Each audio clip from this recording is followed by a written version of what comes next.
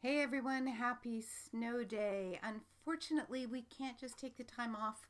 We still need you to get through the material we were going to cover in our research workshop today.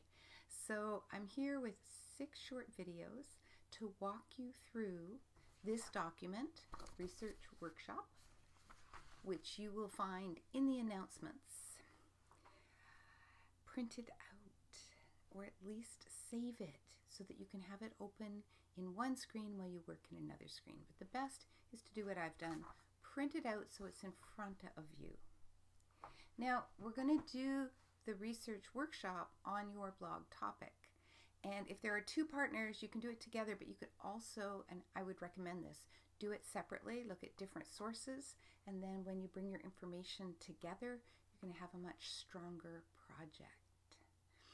So, what do you want to do your blog about? If you don't have a topic, you can pick any of the topics from the list of blog topics in the blog assignment and just use it for today.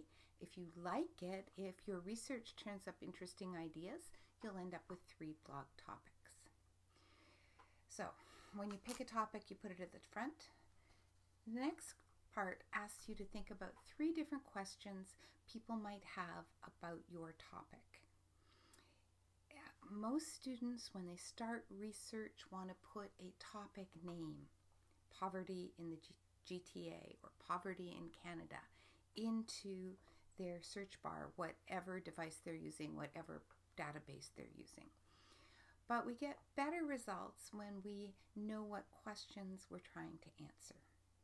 So I want you to take your blog topic and think of 3 to 5 questions that people might be curious about your topic, that people might want answers to, and that you might want to be able to give them answers to that are backed with credible research. That means that you might want to mention something, some fact, some research, some evidence that someone else has done who is more known, who has more authority or more status than you do. And that way you get that person's authority and status added to your own in influencing the reader to accept the facts that you give them. So you need to think about questions, not just about a topic. And the quality of your research, the amount of time you spend on research, will partly be related to, did you do this step? I know students always want to skip steps. They think it will be faster. And the truth is, the way I put this together has the minimum number of steps you should do. So, pick a topic. Adapting to life as an international student. What are 3 questions people have? What's the weather? How do you adapt to different weather? What do you do about educational culture, the culture of the school and how it's different than yours? How do you adapt to technology?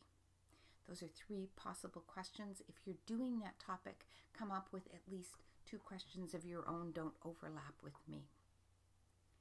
Once you have questions, I'm going to get you to get started by looking for 4 different ways of looking for information that produce various qualities of information, and we're going to talk about what those are. But turn this off, find a blog topic, put your blog topic in the discussion if it's not already there for blog topics, because I need to know what you're working on.